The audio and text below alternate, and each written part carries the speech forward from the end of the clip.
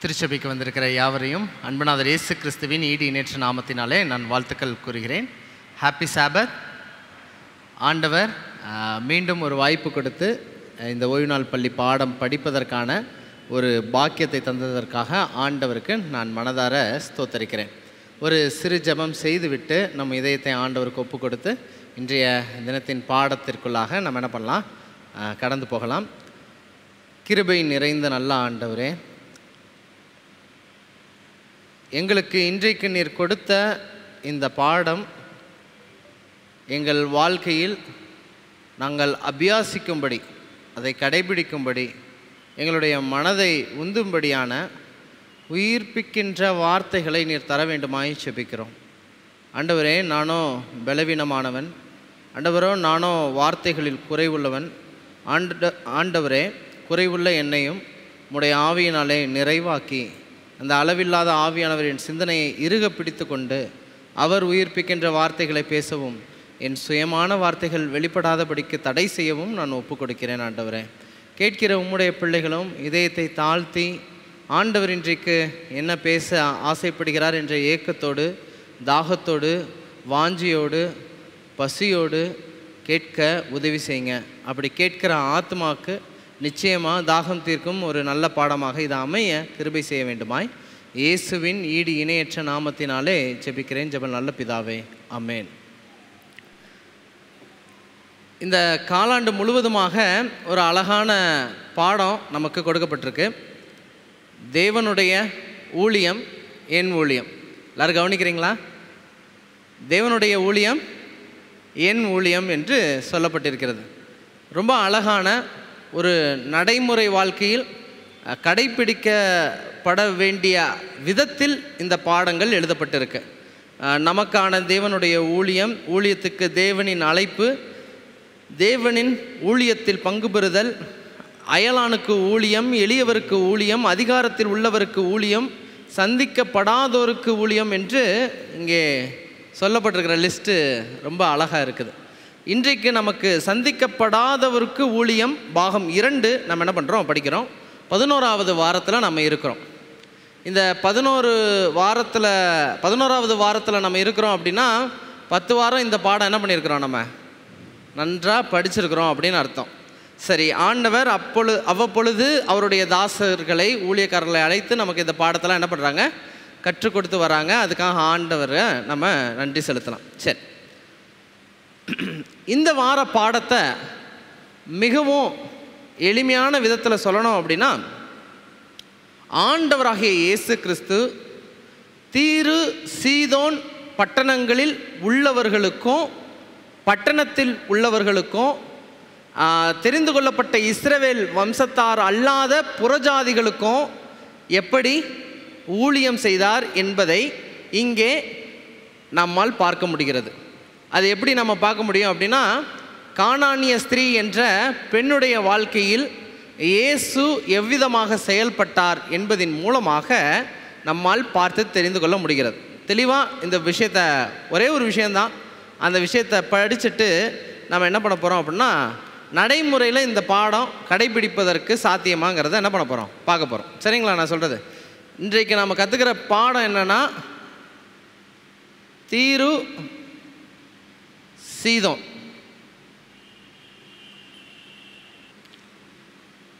Okay, இந்த தீரு சீதோன் பட்டணங்களில் இயேசுவின் கீர்த்தி எவ்விதமாக பிரசித்தமாயிற்று,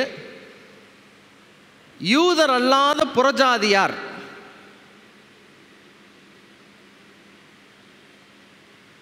எப்படியாக இயேசுவினிடத்தில் வந்தார்கள் என்று இன்றைய பாடம் குறிப்பிடுகிறது. இந்த பாடத்தை பற்றி நாம் படிப்பதற்கு ஒரு முக்கியமான பகுதியை நம்ம என்ன பண்ணலாம், வீட்டுக்கு போய் என்ன பண்ணிக்கலாம், வாசிக்காதவர்கள் வாசித்து கொள்ளும்படியாக நான் கேட்டுக்கொள்கிறேன். இன்றைக்கி நம்ம பாடத்துக்கு நேரடியாக நம்ம என்ன பண்ண போகிறோம், கடந்து போக போகிறோம். ஒரு நிமிஷம். மத்தேயு 15ஆம் அதிகாரம் 22லேருந்து 28 எப்படியாக ஆண்டவர் இந்த தீரு சீதோன் பகுதியில் இருந்த கானானிய ஸ்திரீக்கு அவளுடைய வாழ்க்கையில் என்ன தாக்கத்தை, மாற்றத்தை ஏற்படுத்தினார் அப்படிங்கிறத நம்ம பார்க்குறோம். சரிங்களா? சரி, இது இன்றைக்கான பாடத்தினுடைய மைய கரு பகுதியாக அமைந்திருப்பதை பார்க்க முடிகிறது. சரிங்களா? ஓகே, சரி, இப்போ விஷயத்துக்கு வரலாம். ஆண்டவராகிய இயேசு கிறிஸ்துவை பற்றி, மேசியா வருவார் என்பதை பற்றி நன்கு தெரிந்திருந்த மக்கள் யார் அப்படின்னா, எருசலேமிலும் எருசலேமை சுற்றிலும் உள்ள யூதேயாவிலும் இருந்த மக்கள் இயேசு கிறிஸ்து மேசியாவானவர் வருவார் என்ற செய்தியை அறிந்தவர்களாக இருந்தாங்க. ஆனால் இந்த தீரு, சீதோன் போன்ற பட்டணங்களில் உள்ளவர்கள் இயேசுவை பற்றியும் மேசியாவை பற்றியும் அறியாதவர்களாகவும் அந்நிய தெய்வங்களை வணங்கக்கூடியவர்களாகவும் இருந்தாங்க. அப்போ இயேசுவானவர் யூதேயாவில் உள்ள எருசலேமில் உள்ள யூதர்களுக்காக மட்டும் அவர் ஊழியம் செய்யலை. இயேசுவை அறியாத, யூதர்கள் அல்லாத புறஜாதியாருக்கும் அவருடைய குணமாக்கும் வல்லமை புறப்பட்டது. அவருடைய ரட்சிக்கும் பாரம் அவர்களிடத்திலும் இருந்ததுங்கிறத என்ன பண்ண முடியுது, கற்றுக்க முடியுது. சரிங்களா? ஓகே. இப்போ பாடத்தினுடைய மைய கரு என்ன அப்படின்னா, இப்போ நான் சொல்லிட்டேன்னா அந்த பாடம் அவ்வளோதான். சரிங்களா? பாடம் முடிஞ்சிடும். இயேசு யூதர் அல்லாத, தேவன் மீது விசுவாசிக்காத தீரு பட்டணத்தார் மீதும் சீதோன் பட்டணத்தார் மீதும் பிற தேசத்தார் மீதும் அவர் கரிசனை உள்ளவராக, ஆத்துபபாரம் உள்ளவராக ஊழியம் செய்தார். அதன் பலனாக அநேகருடைய வாழ்க்கையில் தாக்கம் ஏற்பட்டு மாற்றமடைந்து அவரிடத்தில் சேர்ந்தார்கள்ங்கிறத படிக்கிறோம். இப்போ நம்மை சுற்றிலும் உள்ள இயேசுவை அறியாத, இயேசுவை பற்றி, அவருடைய அன்பை பற்றி, அவருடைய வார்த்தையின் வல்லமையை பற்றி, அவருடைய இதயத்தை மாற்றும் அந்த சக்தியை பற்றி அறியாத மக்களுக்கு நாம் என்ன செய்கிறோம் அப்படிங்கிற ஒரு பெரிய கேள்விக்குறியோடு இந்த பாடம் நமக்கு முன்னாடி வைக்கிறது. சரிங்களா? பெரிய கேள்விக்குறி. இயேசு தன்னுடைய அன்பை தன்னுடைய பிளட் ரிலேட்டடாக, அதாவது எந்த வம்சத்தில் அவர் வந்தாரோ ஆபிரகாமின் சந்ததியாருக்கு மட்டும் அல்ல, புறஜாதியாரும் இந்த சத்தியத்திற்குள்ளாக உட்பட்டு பரலோக ராஜ்யம் அனைவருக்கும் உரியது என்பதை அவர் விவரித்து சொன்னபடி நாம் நம்முடைய சுற்றத்தாருக்கு, இந்த தீரு சீதோன் பட்டணத்தாருக்கு இயேசு உழைத்தது போன்று நாம் நம்முடைய பட்டணத்துக்கு உழைக்கிறோமா அப்படிங்கிறதான் நமக்கு முன்னாடி வைக்கிற கேள்விக்குறி. இப்போ பாடம் முடிஞ்சா அப்படின்னா இதுதான் பாடத்தினுடைய சாரம். சரிங்களா? இந்த பாடத்தை இன்னும் நடைமுறைப்படுத்துவதற்கு நான் முயற்சி செய்கிறதுக்கு ஒப்பு கொடுக்குறேன் ஆண்டவருக்கு. எப்படி இதை நம்ம புரிஞ்சுக்கலாம், எப்படி இதை கடைப்பிடிக்கலாம் அப்படின்னு பார்த்தா, ஒருவேளை இணையதளத்தில் பார்த்தீங்க அப்படின்னா இப்போல்லாம் சாபத் ஸ்கூலுக்கு பஞ்சமே இல்லை. Pastor Marshall Isaac Tamil Sabbath ஸ்கூலுங்கிற யூடியூப் சேனலில் அவங்க ஒரு தெளிவான எக்ஸ்ப்ளனேஷன் கொடுக்குறாங்க. ஹோப் சேனலில் இருந்தும் பாஸ்டர் தாஸ்குமார் அவங்களுடைய விளக்கங்களை பார்க்க முடிகிறது. அப்புறம் பிரதர் ஸ்டீஃபன் செல்வராஜ் அவங்களுடைய விளக்கங்களும் சாபத் ஸ்கூலில் பார்க்க முடியுது. அவங்களுடைய நோட்ஸை கூட பார்க்க முடியுது. இப்படி விளக்கங்களை நம்ம படிக்கலாம். இன்றைக்கு நம்ம இன்னும் நடைமுறைப்படுத்துவதற்கான ஒரு முயற்சிக்கு உட்படலாம். உதாரணத்துக்கு ஒருவேளை மதுரை பட்டணத்தை எடுத்துக்கலாம். For example. சரிங்களா? மதுரை பட்டணம்.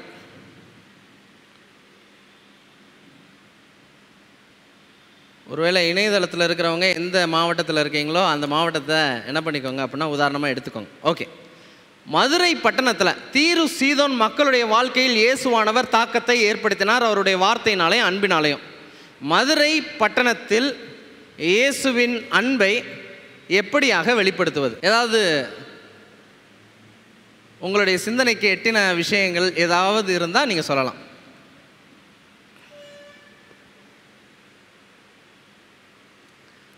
மதுரை பட்டணம் எடுத்துக்கலாம்.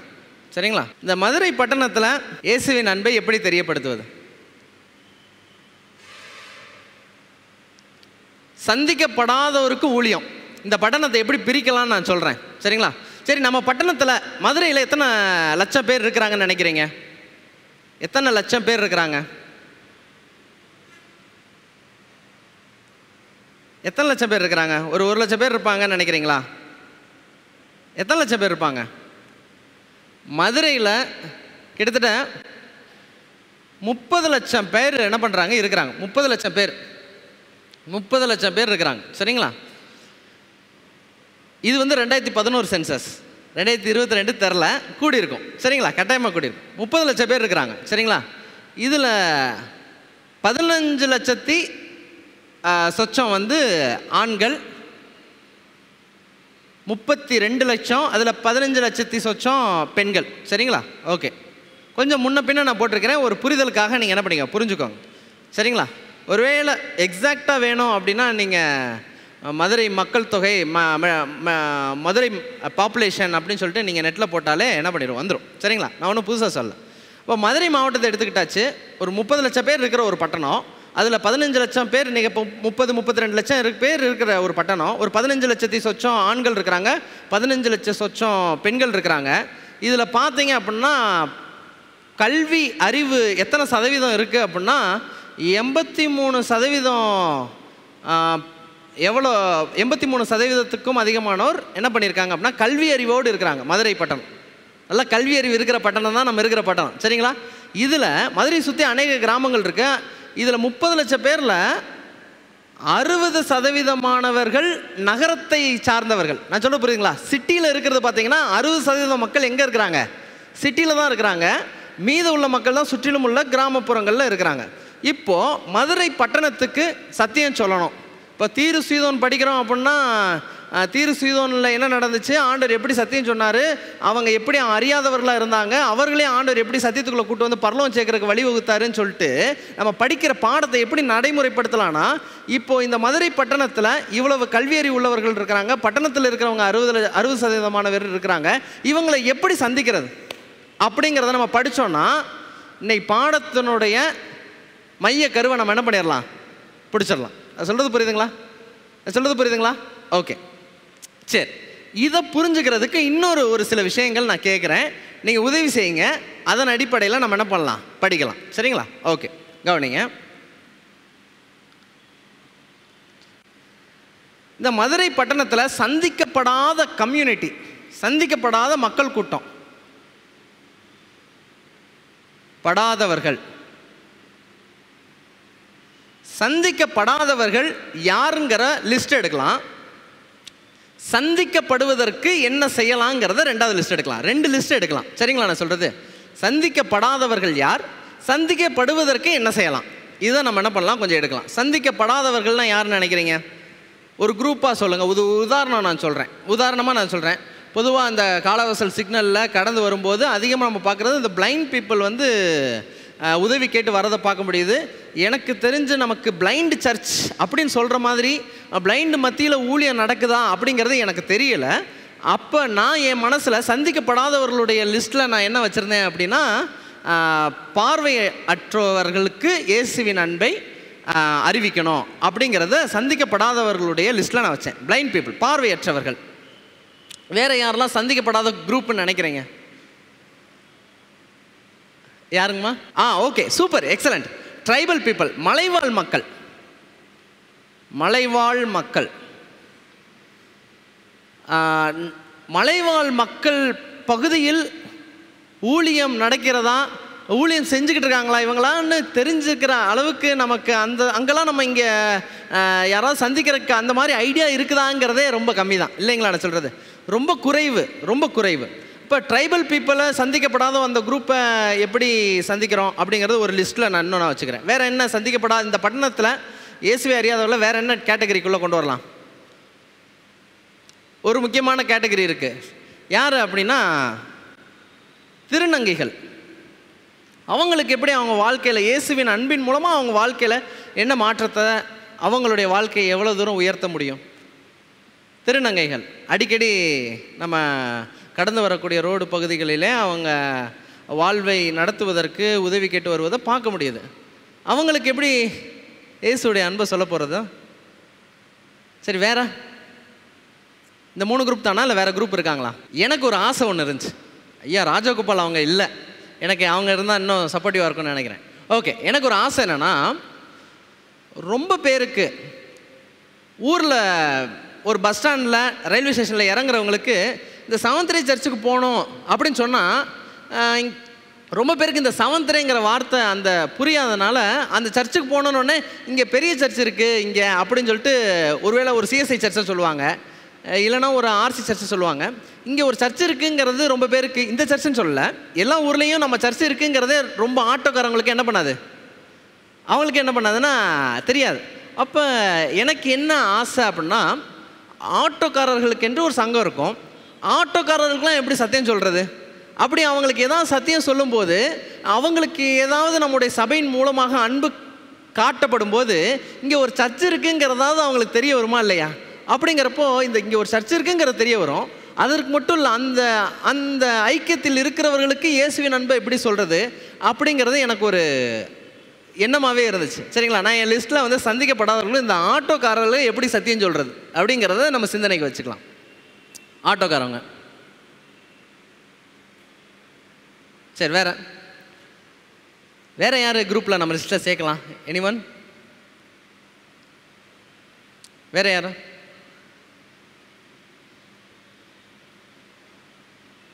அவ்வளோதானா லிஸ்ட்டு? இன்னும் ஒரு 10 பேர் லிஸ்ட்டு வச்சுருக்கேன் கம்யூனிட்டியாகவே. சரி, இங்கே கவனிங்க. இதில் அடுத்த கேட்டகரியில் ஒரு இது என்னென்னா, மிகவும் சமுதாயத்தினால் மிகவும் மோசமான பாவத்திற்கு உட்பட்டவர்கள் எங்கே வைக்கப்பட்டிருக்காங்க? சிறைச்சாலையில் வைக்கப்பட்டிருக்காங்க. இந்த சிறைச்சாலைக்கு போய் சத்தியம் சொல்வதற்கோ, அவர்கள் மீது பரிவு காட்டுவதற்கோ, அவங்களுக்கு ஏதாவது உதவி செய்வதற்கோ, இல்லை அவங்க குடும்பத்தை கேர் பண்ணுறதுக்கோ ஆட்கள் இருக்கிறாங்களான்னா, சந்திக்கப்படாத ஒரு லிஸ்ட்டில் யார் வந்துடுறாங்க அப்படின்னா சிறை கைதிகளும் வராங்க. சரிங்களா? ஓகே, இது பக்கம் ஒரு பக்கம். இன்னொரு பக்கம், இந்த சமுதாயத்தில் நீதியை கட்டி காக்கக்கூடிய ஒரு இடத்தில் ஆண்டவர் வைத்திருக்கிற 2 நபர்கள் யார் அப்படின்னா, ஒன்று போலீஸ்காரவங்க, காவலர்கள், மற்றொன்று அட்வொகேட், வழக்கறிஞர்கள். இவங்க 2 பேர் தான் சமுதாயத்தில் எந்த ஒரு அநீதி நடந்தாலும் இதில் சத்தியம் என்ன, நீதி என்னங்கிறத அவங்க தான் நிலைநாட்டணும், உண்மை எதுங்கிறத அவங்க தான் நிலைநிற்கணும். அப்படிப்பட்டவர்களுக்கு இயேசுவின் வார்த்தைகள் இன்னும் அவர்களை நீதிக்கு உறுதிப்படுத்தக்கூடியதாக இருக்குமே. இப்படி காவலர்களுக்கு இயேசுவின் அன்பை, அவருடைய வார்த்தைகளை எப்படி நம்ம சொல்வது? சொல்லணும்னு ஒரு ஐடியா நமக்கு இருந்துச்சுன்னா, இருக்குதா ஃபஸ்ட்டு அப்படிங்கிறதே நமக்கு சிந்தனைக்கான ஒரு பெரிய விஷயமா இருக்குது. சந்திக்கப்படாதவர்களுக்கு காவலர்கள்னு எழுதிக்கிறேன். காவலர்கள், வழக்கறிஞர்கள்.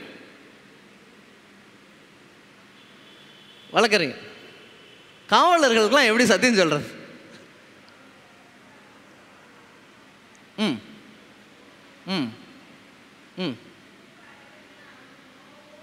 ம்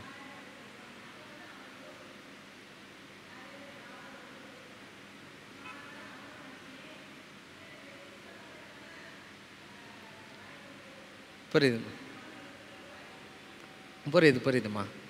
அப்போ காவலர்கள், வழக்கறிஞர்கள், இவங்க 2 பேருமே பார்த்தீங்க அப்படின்னா கொஞ்சம் உயரிய பதவியில் இருக்கிறவங்க. இப்போ கீழேருந்து நம்ம ஒரு சராசரி மனிதனாக அவங்கள போய் சந்திக்கிறதே பல பேர் ரொம்ப கஷ்டம். நம்ம கூட நேரம் உட்காந்து பேசுகிறதே ரொம்ப கஷ்டம். அப்படி இருக்கும்போது அவங்களுக்குலாம் சத்தியம் சொல்கிறதுக்கு வாய்ப்பு இருக்குதா? இல்லை அப்போ சந்திக்கப்பட முடியாத கூட்டமா, இல்லை சந்திக்கப்படாத கூட்டமா? Is it possible to meet தம்? அவங்களாம் சந்திக்க முடியுமா? இயேசுவின் அன்பை அவங்ககிட்டே பகிர்ந்துக்கலாமா? அப்படி பகிர்ந்துக்கலாம்னா என்ன வழி? வழக்கறிஞர்களை சந்திக்க முடியுமா? அவங்ககிட்டலாம் இயேசுவை பற்றி உட்காந்து பேச முடியுமா? வழக்கறிஞர்கள் பல வழக்குகளை வாதாடி இருக்கலாம். அவர்களுக்கு இயேசுவை பற்றி வாதாட நமக்கு மனது இருக்குதா? ஐ மீன், டிபேட் பண்ண சொல்லலை. எப்படி நம்ம அவங்கள சந்திக்க போகிறோம்? சந்திக்கப்படாத ஒரு கூட்டம் தானே, இல்லைங்களா? இதெல்லாம் ஐயோ இவ்வளோ பேர் இருக்கிறாங்களா அப்படின்னு பார்த்தா இன்னும் லிஸ்ட்டில் இன்னும் ஒரு சில பேர் இருக்கிறாங்க. இன்ட்ரெஸ்டிங்கான சில பேர் நான் சொல்கிறேன், கவனிங்க, நல்லா கவனிங்க. ஒரு யதார்த்தமான ஒரு விஷயம் சொல்கிறேன் நான். ஆனால் இந்த விஷயத்தை நான் வந்து கடைப்பிடிப்பதற்கு நான் சொல்லலை, நல்லா கவனிங்க. ஞாயிற்றுக்கிழமை ஆனால் எங்கே போவோம்? நம்ம ஞாயிற்றுக்கிழமை பொதுவாக பெரும்பான்மையானவர்கள், நம்முடைய சபை சார்ந்தவர்கள் எங்கே போவோம்? ஞாயிற்றுக்கிழமைனாலே வீட்டில் என்ன இருக்கணும்? ஸ்பெஷல் இருக்கணும். கரெக்டுங்களா? இது யதார்த்தம். சரிங்களா? பாஸ்ட் வேறு இல்லை இன்னைக்கு. ஓகே, கவனிங்க.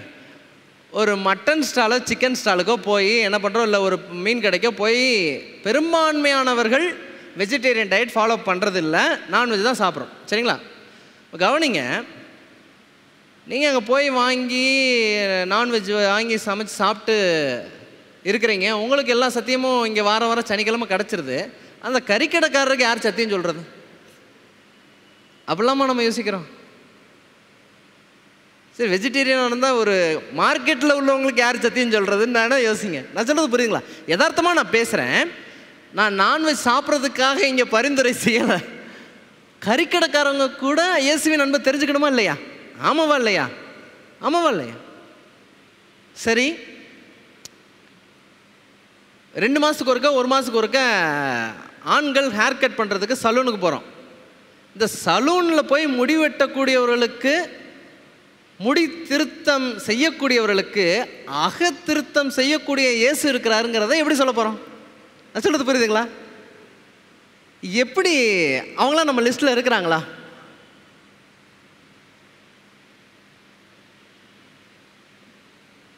என்னுடைய ஏரியாவில் எனக்கு அயன் பண்ணக்கூடிய நபர் ரொம்ப நல்ல பழக்கமான நபர். எனக்கு அடிக்கடி யோசிக்கிற என் சிந்தனைக்கு தோன்றுகிற விஷயம் என்னென்னா, இவங்களுக்கு எப்போ நான் இயேசுவின் அன்பை சொல்ல போகிறேன்? சரி, ஃபஸ்ட்டு அவங்ககிட்ட ஒரு நல்ல பழக்கம் ஏற்படுத்துவோம். அது அந்த உறவை எப்படி ஏற்படுத்துறது? நான் கொடுக்குறேன், அவர் பொருளை அயன் பண்ணி கொடுக்குறாரு, நான் காசு கொடுக்குறேங்கிறத தாண்டி அந்த நபர்கிட்ட எப்படி உறவை ஏற்படுத்துறது? முதல் நாளே போயிட்டு இதெல்லாம் சத்தியம், இதை நீங்கள் கடைப்பிடிக்கலன்னா இது, கடைப்பிடிச்சா இது, இப்படின்னு சொன்னால் உடனே நம்பிடுவாங்களா? என்ன நம்புறதுக்கே கொஞ்சம் டைம் எடுக்கும் இல்லைங்களா? நான் சொல்கிறேன், ஒரு நபரை நம்ம சாதாரணமாக நம்பிட மாட்டோம். ஒரு டைம் நம்ம அவங்க கூட பழகினதுக்கப்புறம் தான் நம்ம நம்புவோம். அப்படி இருக்கும்போது இந்த நம்பின டைமுக்கு அப்புறம் தான் நம்ம சத்தியத்தை சொல்ல முடியும். அப்போ நம்ம லிஸ்ட்டில் சந்திக்கப்படாதெல்லாம் முடித்திருத்தம் செய்யக்கூடிய நபர்கள், கறிக்கடைக்காரவங்க,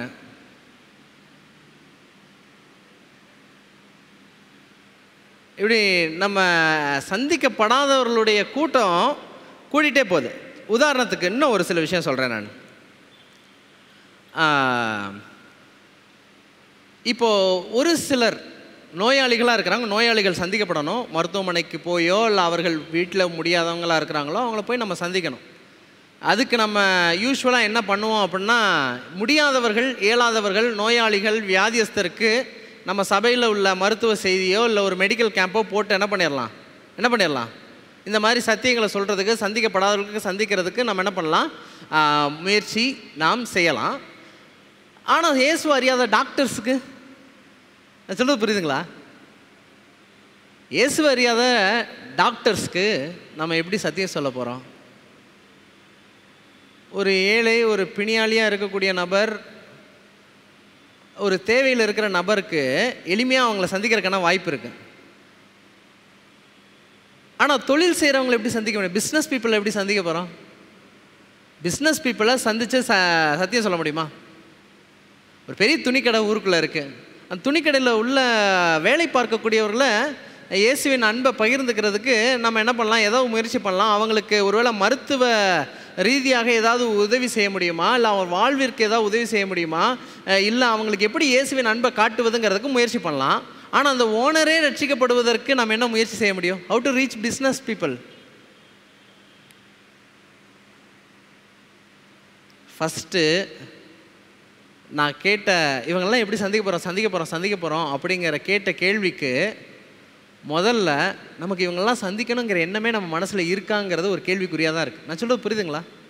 ஆண்டவர் யாருக்கெல்லாம் ஒரு நபரை சந்திக்கணும்னு வாஞ்சை கொடுக்குறாரோ அந்த வாஞ்சைக்கு ஏற்ப அவங்கள சந்திக்கணுங்கிற வழியையும் கொடுப்பார். நான் சொல்கிறது புரியுதுங்களா? நான் சொல்கிறது, ஒரு நபர், அது எப்பேற்பட்ட நபரை, பிசாசு பிடித்தவர்களை சில பேர் சந்திக்கிறதுக்கு கிராமங்களுக்கு போகிறாங்க, இல்லை உயர்ந்த அதிகாரிகளை சந்திக்கிறதுக்கு போகலாம், வழக்கறிஞர்களை சந்திக்கிறதுக்கு போகலாம். யாருக்கெல்லாம் இவங்களெல்லாம் சந்திக்கணும் ஆண்டவரே, அவங்களுக்கு இயேசுவின் அன்பை நான் எப்படியாவது சொல்லணும் அப்படின்னு யாரெல்லாம் ஒரு நபரை குறித்து வாஞ்சிக்கிறாங்களோ, வாஞ்சிக்கிறவர்களுக்கு ஆண்டவர் என்ன பண்ணுவார் அப்படின்னா வழி திறப்பார். நமக்கு வாஞ்சை இல்லாமல் போகும்போது தான் எனக்கு அந்த வழியும் ஆண்டவர் என்ன பண்ணுறதில்ல. எனக்கு என் முடி வெட்டுறவங்க ரசிக்கப்படணும் நான் எதுக்கு நினைக்க போகிறேன்? நான் கறி வாங்கி சாப்பிட்டு வீட்டில் சந்தோஷமாக இருக்க போகிறேன் அப்படிங்கிறப்போ கறிக்கடைக்காரர் ரசிக்கப்படணுங்கிற சிந்தனை எனக்கு இருக்குமா? என்னை கூட்டிகிட்டு போகிற ஆட்டோக்காரர் ரசிக்கப்படணுங்கிற சிந்தனை எனக்கு இருக்குமா? அப்படி பார்த்தா பவுல் சொல்லும்படியாக சொல்கிறாரு, அந்த ராயனுக்கு முன்பதாக சொல்லும்போது சொல்கிறாரு, இந்த கட்டுகளை தவிர எல்லாரும் என்னை போல இயேசுவை நம்பணும்னு நான் வாஞ்சிக்கிறேன். அப்படின்னா ஒருவேளை பவுல் இந்த பட்டணத்தில் இருந்தார்னா இந்த கட்டுகளை தவிர இந்த மதுரை பட்டணத்தில் உள்ள எல்லாரும் இயேசுவின் அன்பை தெரிஞ்சுக்கணும், அவர் வார்த்தையை புரிஞ்சுக்கணும், அவர் மலைமலையாக பேசின மலை பிரசங்கத்தை தெரிஞ்சுக்கணும் அப்படின்னு சொல்லி அவர் நினச்சிருப்பாரா மாட்டாரா? நிச்சயமாக நினச்சிருப்பார். அப்போ நாம் சந்திக்கப்படாதவர்கள் இந்த ஊரில் ஏகப்பட்ட பேர் இருக்கிறாங்க. அப்போ அட்லீஸ்ட் ஆண்டவரை ஏதோ ஒரு குரூப் எடுங்க. ஆண்டவரே திருநங்கைகளோ, இல்லை ஒரு பார்வையற்றவர்களோ, இல்லை மாற்றுத்திறனாளிகளோ, இல்லை நோயாளிகளோ, இல்லை கைதியாக இருக்கக்கூடிய சிறை கைதிகளோ, ஆண்டவரே இவங்களை நான் பார்க்கணுன்னு நான் வாஞ்சிக்கிறேன், எனக்கு என்ன பண்ணுங்க அப்படின்னா ஒரு வழி தாங்க சாமி அப்படின்னு ஒரு மனுஷன் ஏக்கத்தோடு பாரத்தோடு தாகத்தோடு ஜெபம் பண்ணுறான் அப்படின்னா அந்த மனுஷனுக்கு ஆண்டவர் என்ன பண்ணுவார் அப்படின்னா வழி திறப்பார். வழி திறக்கும் போதும் ஞானமாக முதலாவது அவங்கக்கிட்ட எப்படி உறவு ஏற்படுத்திக்கலாம், அவங்கள எப்படி சந்திக்கலாம் அப்படிங்கிறத நம்ம என்ன பண்ணணும், முயற்சிக்கணும். இந்த சந்திக்கப்படாதவர்களுக்கு சந்திக்கிறதுக்கு சில வழிமுறைகள் இருக்குது, நான் சொல்கிறேன் இல்லை கவனிங்க.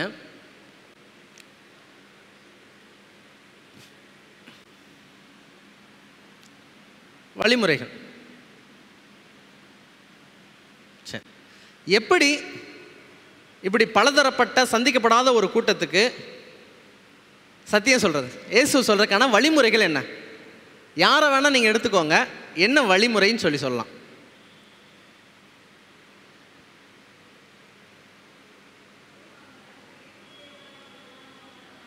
அம்மா என்னங்கம்மா?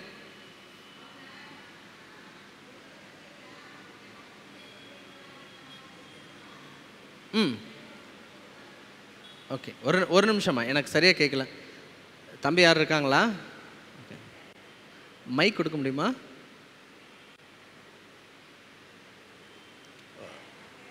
ஆ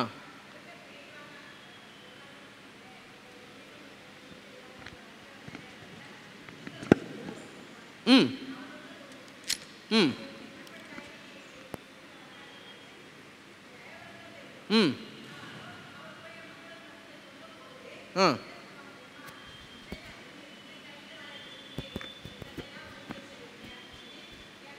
ம் ம் அவங்களே அதுவே அவங்களுக்கு எரிச்சல் உண்டாகிற மாதிரி இருந்தாலுமே, ஐயா இவ்வளோ கஷ்டப்பட்டு இந்த கை கால் ஊனத்தோட வந்து நமக்காக இவ்வளோ சத்தியத்தை சொல்றாங்களே, நாம கண்டிப்பா உட்காந்து கேட்கணும் அப்படின்னு சொல்லிட்டு எங்கள் வீட்டில் மாதம் இந்தி நடக்கும், அந்த நிகழ்ச்சி நடக்கும். அப்போ கிறிஸ்துவை அறியாத மக்கள், நான் இருக்கிறது வந்து சிஎஸ்ஐ ஏரியா, ஆனால் நிறைய பேர் வந்து இந்துக்களும் பக்கத்தில் இருந்து வருவாங்க, வந்து கூட்டம் இருக்கும். நிச்சயமா அவங்க இந்த ஐயா இந்த வயசுலேயும் இதை பற்றி சொல்கிறாரே, இயேசு பற்றி சொல்கிறாரேன்னு சொல்லிட்டு ரொம்ப நிச்சயமாம்மா. ஓகே, ரொம்ப சந்தோஷம். சந்திக்கிறதுக்கு பல வழிகள் இருக்குது. ஊழியத்தில் சந்திக்கப்படாதவர்களை சந்திக்கிறதுக்கு பல வழிகள் இருக்குது. ஒரு உதாரணத்துக்கு வந்துட்டு ஒரு தரப்பினரை நம்ம எடுத்துக்கலாம். ஃபார் எக்ஸாம்பிள், ஒரு வேளை காவலர்கள் எடுத்துக்கலாம், உதாரணத்துக்கு நான் சொல்கிறேன், சரிங்களா? காவலர்களுடைய வாழ்க்கையில் நாங்கள் இயேசுவை ஏற்றுக்கொண்டவர்கள் உங்கள் மீது அன்புள்ளவர்களாக இருக்கிறோங்கிறத தெரியப்படுத்துறதுக்கான பல வழிகளில் ஒரு வழி என்ன அப்படின்னா, அப்படிப்பட்ட சமூகத்திற்கு சேவையாக செய்யக்கூடிய காவலர்களுக்கு அவங்களுக்குன்னு நம்ம என்ன பண்ணலாம், ஸ்பெஷலாக மெடிக்கல் கேம்ப் ஒன்று போட்டு அவர்களுடைய ஆரோக்கியத்தில் நாம் அக்கறை உள்ளவர்களாக இருக்கிறோங்கிறத நம்ம என்ன பண்ணலாம், தெரியப்படுத்தலாம். நாங்கள் உங்கள் மேலே அன்பாக இருக்கோம், உங்களுடைய ஆரோக்கியத்தில் பிரியமாக இருக்கோம், ஏன்னா இயேசுவானவர் எங்கள் இதயத்தில் அவருடைய அன்பை உங்களுக்கு பகிர்ந்து கொள்ளும்படியாக இவ்விதமான வழியில் என்ன பண்ணியிருக்காங்க, சொல்லியிருக்கிறாங்கன்னு நாம் என்ன பண்ணலாம் அப்படின்னா தெரியப்படுத்தலாம். மெடிக்கல் கேம்ப் போட்டு ஒரு குறிப்பிட்ட கம்யூனிட்டியாக இருக்கலாம், ஒரு குறிப்பிட்ட அமைப்பாக இருக்கலாம், அது காவலர்களாக இருந்தாலும் சரி, அது ஒருவேளை பார்வையற்றவர்களாக இருந்தாலும் சரி, இல்லை ஆட்டோக்காரங்களாக இருந்தாலும் சரி, மலைவாழ் மக்களாக இருந்தாலும் சரி, நாம் மருத்துவ ஊழியத்தின் மூலமாக அவங்கள சந்திக்கலாம். ஒன்று, சரிங்களா? மருத்துவ ஊழியம்.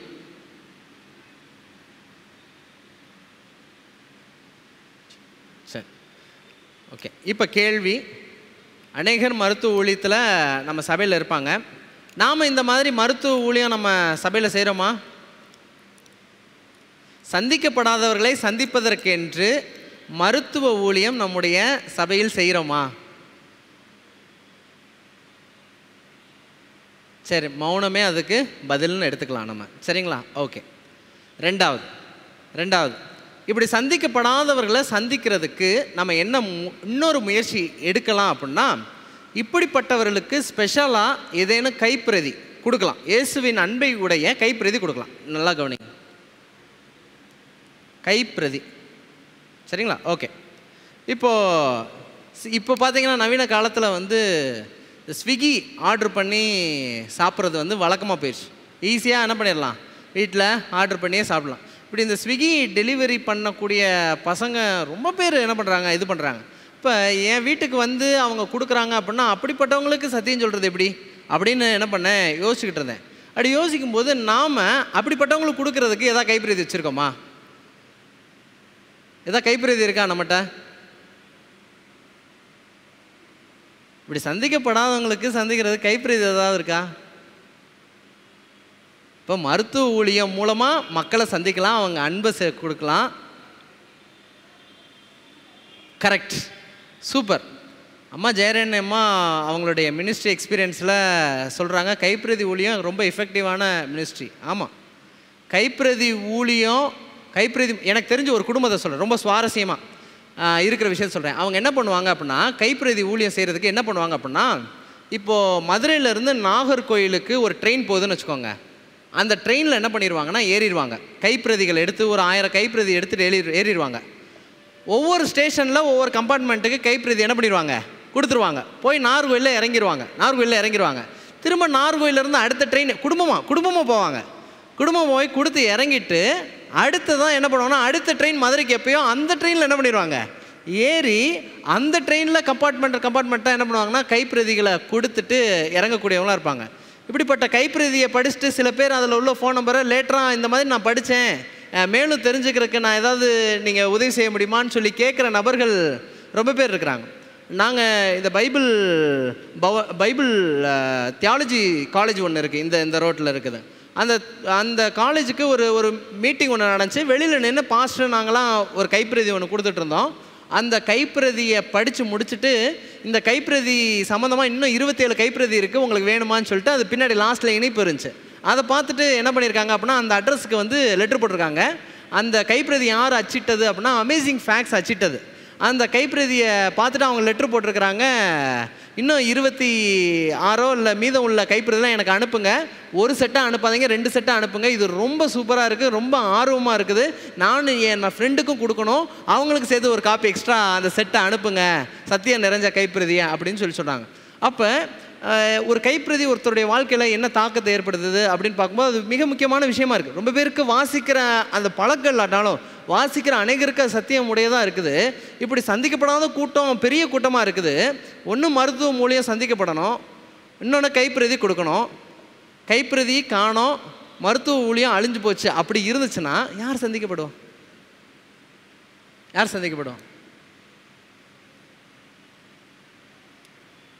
சிந்தனைக்கு நான் வைக்கிறேன். சரிங்களா? ஓகே, அடுத்ததான் நான் சொல்கிறேன். ரொம்ப சிம்பிளான சில ஊழிய விஷயங்களை இப்படி சந்திக்கப்படாதவங்களுக்கு பல வழிகளில் நம்ம என்ன பண்ணலாம், தனிநபராக என்ன செய்யலாம் அப்படின்னு பார்த்தா ஒரு விஷயம் நான் சொல்கிறேன். நேற்று ஒரு வாய்ப்பு கிடச்சிச்சு. இந்த Gideon international Bible society, Gideon international அப்படின்னு ஒரு டீமு, அவங்க என்ன பண்ணுறாங்க அப்படின்னா பைபிள் பிரிண்ட் பண்ணி ஃப்ரீயாக கொடுக்குறது. ரொம்ப பேர் வந்து இந்த புதிய ஏற்பாடு ப்ளூ கலரில் என்ன பண்ணிட்டு பார்த்துருப்பீங்க. அவங்க வருட முடிவில் ஒரு கூடுகை வச்சுருந்தாங்க. அந்த கூடுகைக்கு எனக்கு போகிறதுக்கான வாய்ப்பு கிடச்சிது. பார்த்தீங்க அப்படின்னா அவங்க இந்த வருஷம் ஃபுல்லாக அநேக இடங்களுக்கு என்ன பண்ணியிருக்காங்கன்னா ஃப்ரீயாக பைபிள் டிஸ்ட்ரிபியூட் பண்ணியிருக்காங்க. ஸ்பெஷலாக பார்த்தீங்கன்னா அமெரிக்கன் கல்லூரி போன்ற கல்லூரியில் ஸ்பெஷலாக இந்த கிராஜுவேஷன் ப்ரோக்ராம் வரும் பார்த்தீங்களா, ஒரு 2000-3000 ஸ்டூடெண்ட்ஸுக்கு ஒரே டைமில் கிராஜுவேஷன் நடக்கும். அந்த டைமில் பார்த்தீங்கன்னா அத்தனை மாணவர்களுக்கும் ஒரு வேதாகமம் புதிய ஏற்பாடாவது கொடுக்கணும்னு அவங்க என்ன பண்ணுறாங்கன்னா முயற்சி பண்ணி கொடுத்துக்கிட்டு இருக்கிறாங்க. இலவசமாக ஒருவேளை நமக்கு அநேக புதிய ஏற்பாடுகள் கிடைக்கிறது.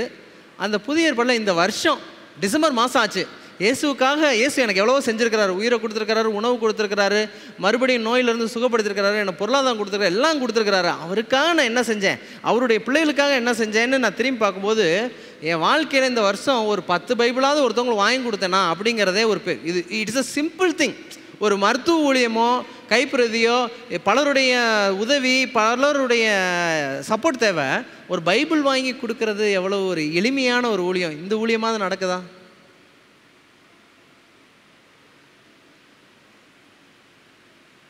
என்ன சொன்னால் சொல்லிட்டே போகலாம். ஒரு சில விஷயம் சொல்லி நான் முடிச்சிடறேன். ஒரு சில விஷயம் சொல்கிறேன். இன்னும் இன்ட்ரெஸ்டிங்கான ஒரு சில விஷயம் சொல்கிறேன். ஒரு இடத்துல பார்த்தீங்க அப்படின்னா டியூஷன் சென்டர்ஸ் வச்சுருக்காங்க. டியூஷன் சென்டர்ஸ் எப்படி ஊழியம் செய்கிறாங்க நான் சொல்கிறேன். சிறுவர்களுக்கு வேதாகமத்தில் உள்ள நன்னறி கதைகளை ரொம்ப அழகாக சொல்லிக் கொடுக்கறதுக்கு என்ன பண்ணுறாங்க அப்படின்னா, மிகவும் ஏழையாக எளிமையாக இருக்கக்கூடிய டியூஷன் ஃபீஸ் கூட கொடுக்க முடியாத ஸ்டூடெண்ட்ஸ் எல்லாரையும் என்ன பண்ணுறாங்க அப்படின்னா, ஒரு இந்த மாதிரி ஃப்ரீ டியூஷன் சென்டர் நடக்குதுன்னு சொல்லிட்டு ஒரு ஆசிரியர் ஒருத்தரை டியூஷனுக்காக நியமிக்கிறாங்க. ஒரு நல்ல ஆசிரியர் ஒருத்தவங்க 2 பேரை நியமிக்கிறாங்க. மினிமமாக அவங்களுக்கு ஒரு வேளை மாதத்துக்கு 2500 இந்த டியூஷன் எடுக்கிறதுக்காக உதவி செய்யும்படியாக அவங்க ஒரு திருச்சியில் இந்த விஷயம் நடக்குது. சரிங்களா? அப்போ அவங்க நியமித்து என்ன பண்ணுறாங்க அப்படின்னா, அந்த ஸ்டூடெண்ட்ஸுக்கு எல்லாரையும் என்ன பண்ணுறாங்க, வாரம் ஃபுல்லாக பாடம் சொல்லித்தராங்க. வாரத்தில் முடிவில் ஒரு ஞாயிற்றுக்கிழமையோ இல்லை சனிக்கிழமை சாயங்காலமோ அன்னைக்கு வந்து ஸ்னோ ஸ்டடி, அன்றைக்கி ஸ்டடீஸ் எதுவும் கிடையாது. அன்னைக்கு பார்த்தீங்க அப்படின்னா சத்தியம் நிறைந்த குழந்தை பாடல்கள், சத்தியம் நிறைந்த அறநெறி கதைகள் வேதத்திலிருந்து அவ்வளோ அழகாக சொல்லி கொடுத்து அந்த பிள்ளைங்க எல்லாரும் 50 பிள்ளைங்க 2 இடத்துல நடக்குது, கிட்டத்தட்ட 100 பிள்ளைங்க. அப்படி பிள்ளைகளுக்கு என்ன பண்ணுறாங்க அப்படின்னா சத்தியம் சொல்கிறாங்க. சந்திக்கப்படாதவர்களுக்கு சத்தியம் போகுது. நம்மளை சுற்றி எல்லாருமே ஆக்டிவாக இருக்கிறாங்க, நம்ம மட்டும் தான் இன்ஆக்டிவாக. ஒருவேளை நான் பர்சனலாக சொல்கிறேன், நான் மட்டும் தான் ரொம்ப இன்ஆக்டிவாக இருக்கிற மாதிரி தோணுது. புரியுதுங்களா நான் சொல்கிறது? அப்போ டியூஷன் சென்டர், பைபிள் வாங்கி கொடுக்கறது,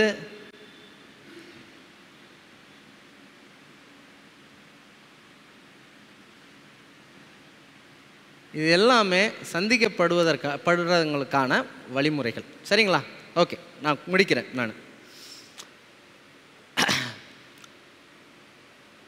நாம் இந்த சந்திக்கப்படாதவர்களை சந்திக்கலைன்னா பரலோகத்தில் இழந்துருவோமா?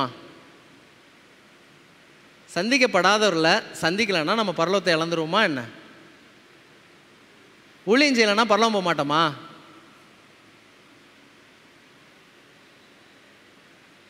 என்ன பதில் சொல்கிறீங்க? என்ன மனசில் வச்சுருக்கீங்க? சிம்பிளாக ஒரு எளிமையான விஷயம் சொல்கிறேன். கிறிஸ்து இயேசுவின் சிந்தையே உங்களிடத்திலும் இருக்க கடவுது. சரிங்களா?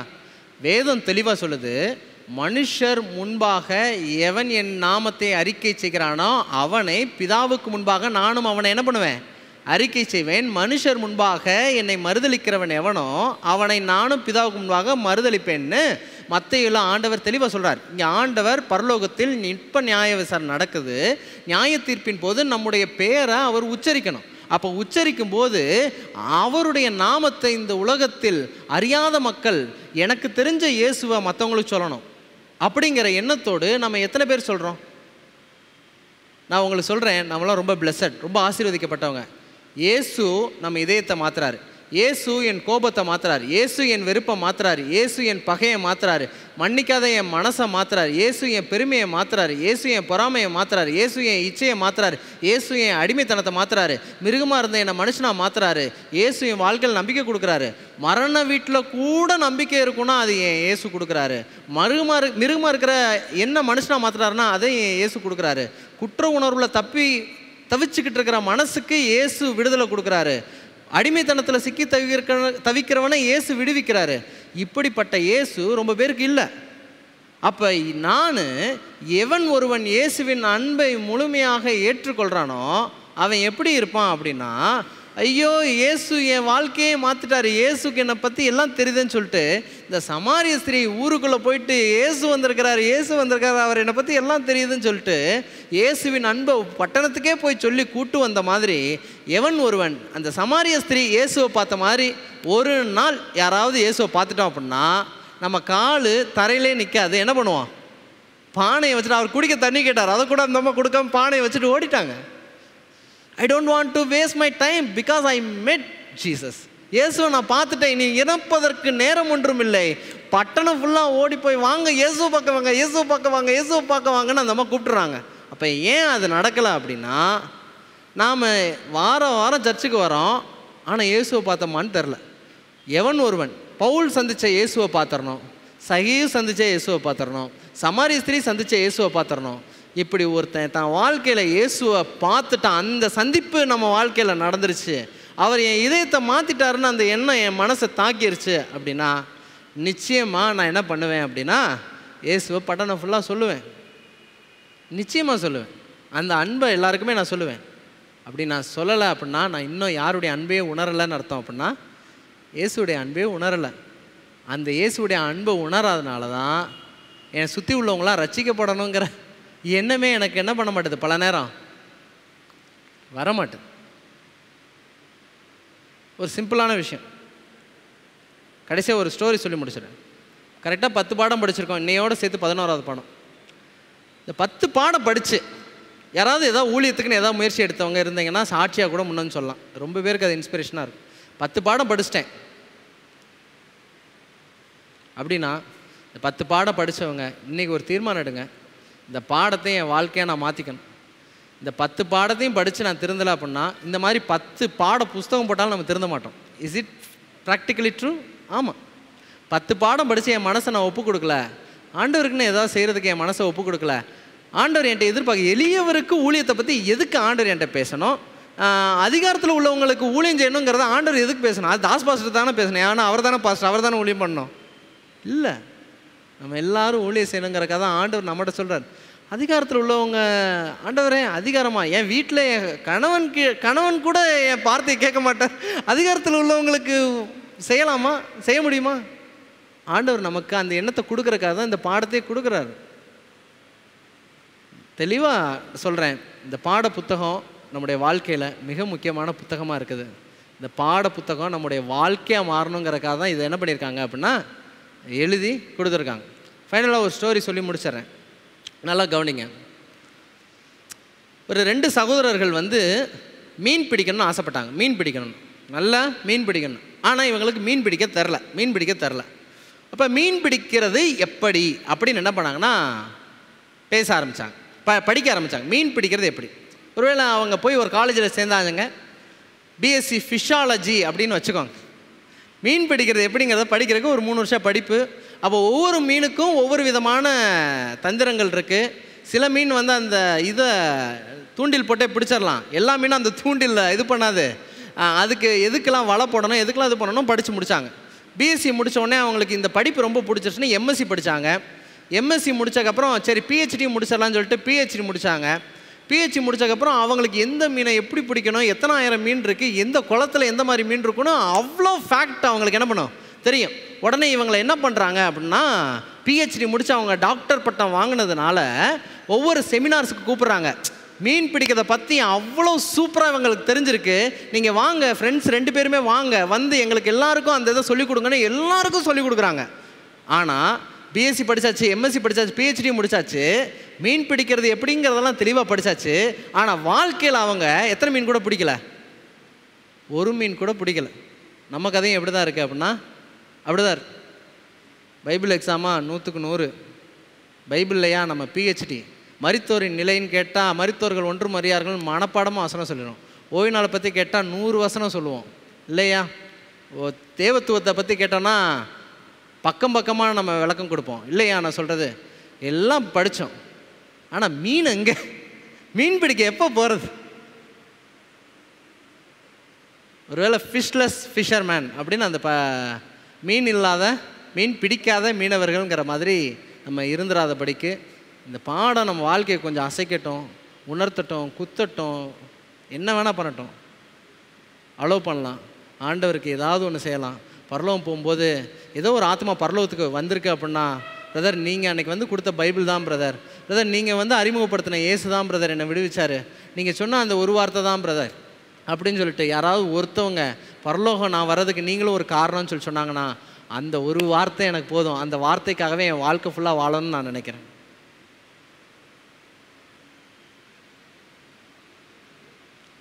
ஆமாம், மைக் கொடுங்க மாமா.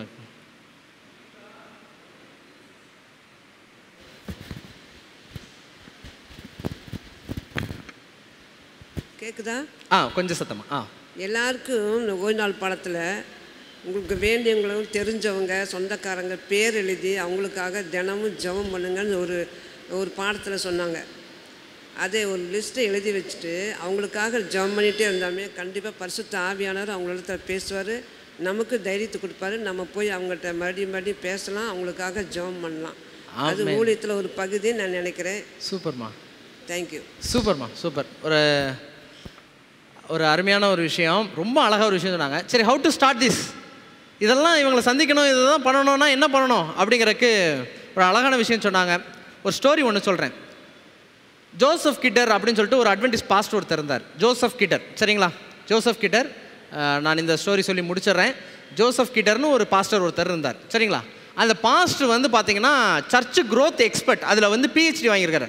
ஒரு திருச்சபைக்கு வளர்ச்சி வேண்டும் என்றால் அதில் அவர் வந்து என்ன வாங்கியிருக்காரு, முனைவர் பட்டம் வாங்கியிருக்கிறார். அப்போ ஒரு சர்ச்சில் வந்து பவர் பாயிண்ட் இருந்தால் மக்கள் வருவாங்களா, இல்லை மியூசிக் சிஸ்டம் நல்லா இருந்தால் வருவாங்களா, மைக் சிஸ்டம் நல்லா இருந்தால் வருவாங்களா, இல்லை அவங்கள போய் சந்திச்சா வருவாங்களா, இல்லை சர்ச்சில் ப்ரோக்ராம் நடத்தினா வருவாங்களாங்கிறதுல எக்ஸ்பர்ட் அவர். அப்போ அவர் கையில் வந்து என்ன பண்ணாங்க அப்படின்னா, கான்ஃபரன்ஸ் என்ன பண்ணாங்க அப்படின்னா, ஒரு 40 பேர் இருக்கிற ஒரு சர்ச்சை கொடுத்தாங்க. என்னங்க 40 பேர் இருக்கிற ஒரு சர்ச்சை கொடுத்துருக்கீங்கன்னா, இந்த சர்ச்சை நீங்கள் என்ன பண்ணுங்க, வளர்த்து காட்டுங்கன்னு சொல்லி கொடுக்குறாங்க. அப்போ சாரி 9 பேர் இருக்கிற சர்ச்சு.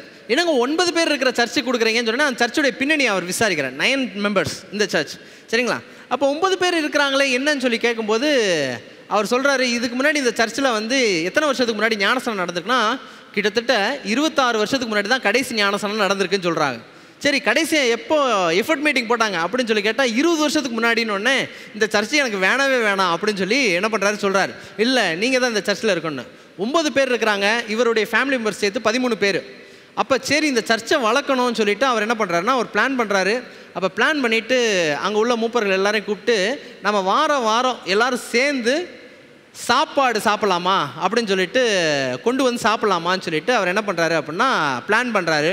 உடனே அங்கே உள்ள மூப்பர் சொல்லிட்டாரு, ஏற்கனவே இங்கே 9 பேரும் 9 விதத்தில் இருக்கிறோம், சாப்பாடு கொண்டு வந்து சாப்பிட சொன்னீங்கன்னா அடுத்து ஒருத்தர் அடித்து தான் சாப்பிடுவோமே தவிர சாப்பாடு சாப்பிட மாட்டோம், இந்த பிளான் வேணாம் அப்படின்னு சொல்லிட்டார் அவர்.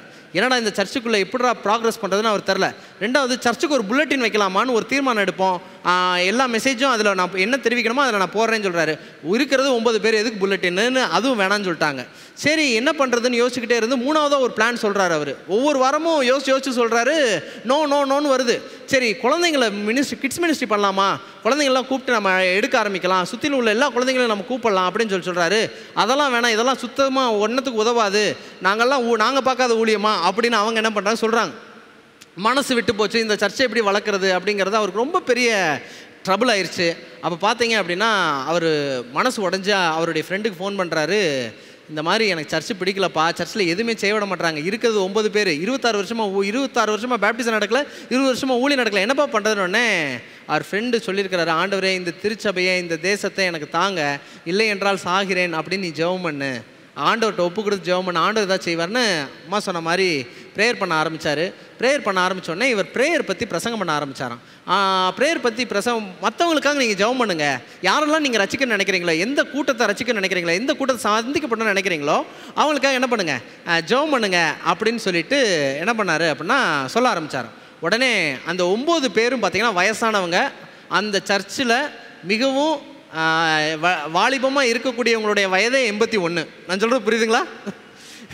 81 வயசு, எல்லாருமே வயசானவங்க. அதில் 81 வயசில் எட்னா அப்படின்னு ஒரு பாட்டி இருந்தாங்க. அந்த பாட்டி பாஸ்ட் மற்றவங்களுக்காக ஜெபம் பண்ண சொன்னார். நமக்கு முன்னாடி யார் ரொம்ப சத்தியத்தில் சீர்கெட்டு போயிருக்காங்களோ அவங்களுக்காக ஜெபம் பண்ணலான்னு சொல்லிட்டு ஜெபம் பண்ண ஆரம்பிக்கிறாங்க. நல்லா கவனிங்க, ரொம்ப இன்ட்ரெஸ்டிங்கான ஒரு ஸ்டோரி. அப்போ மிச்சலி அப்படின்னு சொல்லிட்டு ஒரு பொண்ணு, ரொம்ப 18 இயர்ஸ் ஓல்டு, ஒரு 18லேருந்து 20 வயசுக்குள்ளே இருக்கக்கூடிய ஒரு வாலிப பெண். அந்த பெண் பார்த்திங்கன்னா வாழ்க்கையில் எல்லா தப்பும் செய்யக்கூடியவ, ஒருவேளை ட்ரக் பழக்கம் இருக்குது, மது பழக்கம் இருக்குது, எல்லா தவறான பழக்கமும் இருக்கக்கூடிய ஒரு பெண். அந்த பெண்ணுக்காக ஜெபம் பண்ணிவிட்டு ஒவ்வொரு வாரம் வெள்ளிக்கிழமை சாயங்காலமும் சாப்பிட ஆரம்பிக்கும் போது வீட்டுக்கு கூப்பிட்டு சாப்பாடு கொடுப்பாங்க. இதுதான் அவங்களுடைய இது. அந்த பொண்ணுக்காக ஜெபம் பண்ண ஆரம்பிச்சுக்கிட்டே இருந்தாங்க.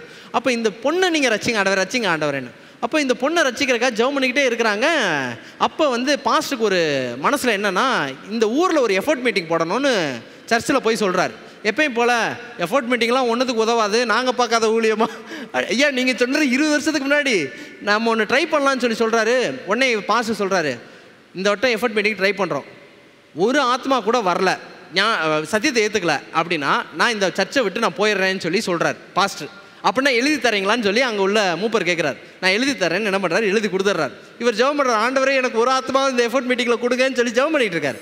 அப்போ எஃபர்ட் மீட்டிங்கில் கொடுங்கன்னு சொல்லி ஜெபம் பண்ணிக்கிட்டு இருக்கிற உடனே என்ன நடக்குது அப்படின்னா, இந்த மிச்சலின்னு சொல்லிட்டு இந்த மது பழக்கம் இதெல்லாம் இருக்கிற பொண்ணு ரொம்ப அந்த ட்ரக்கு ப்ராப்ளத்தினால அந்த பொண்ணு என்ன பண்ணிடுச்சு அப்படின்னா டக்குன்னு சுயநினைவு இல்லாமல் என்ன பண்ணிடுச்சு அப்படின்னா துப்பாக்கி எடுத்து அவங்க அம்மாவையே என்ன பண்ணிடுச்சு, தவறாக சுட்டுருச்சு.